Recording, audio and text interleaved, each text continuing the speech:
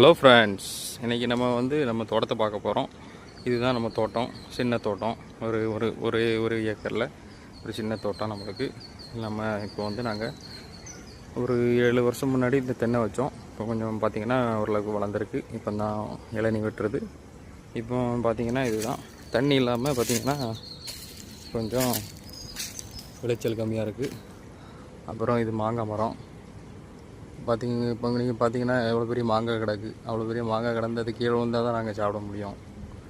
அந்த மாங்காய் எங்களால் மேலே ஏறி பறிக்கன்னா அவ்வளோ தூரம் ஏற முடியாதுங்களா, அதனால் அப்படி போயிட்டுருக்கு. பார்த்துக்கோங்க, இதுதான் அதுக்கப்புறம் நம்ம தோட்டத்தில் விளையிற சக்கப்பழம், பலாப்பழம்னு சொல்லுவாங்கள்ல, இது பலாப்பழம் மரம். பார்த்து எவ்வளோ இது வரைக்கும் நாங்கள் ஒரு 5 சின்ன மரம் தான், ஒரு 5-6 காய் பறிச்சிருப்போம். அது போக இந்த பேலன்ஸ் ஒரு 5 காய் கிடக்குது.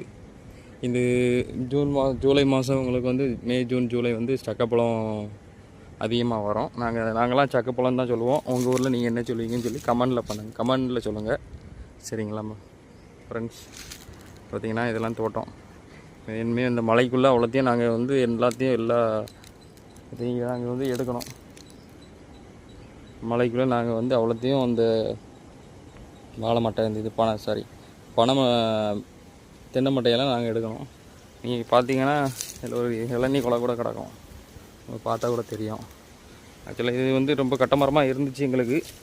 இப்போ பார்த்தீங்கன்னா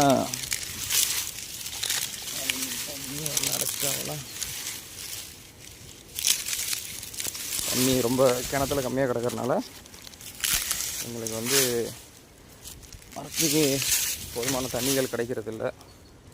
பார்த்திங்கன்னா நாங்கள் சொட்டு நீர் தான் போட்டிருக்கிறோம், சொட்டு நீர் பாசனம் தான் போட்டிருக்கிறோம். தண்ணி பாய்கிறத உங்களுக்கு பார்க்க முடியுதா உங்களுக்கு?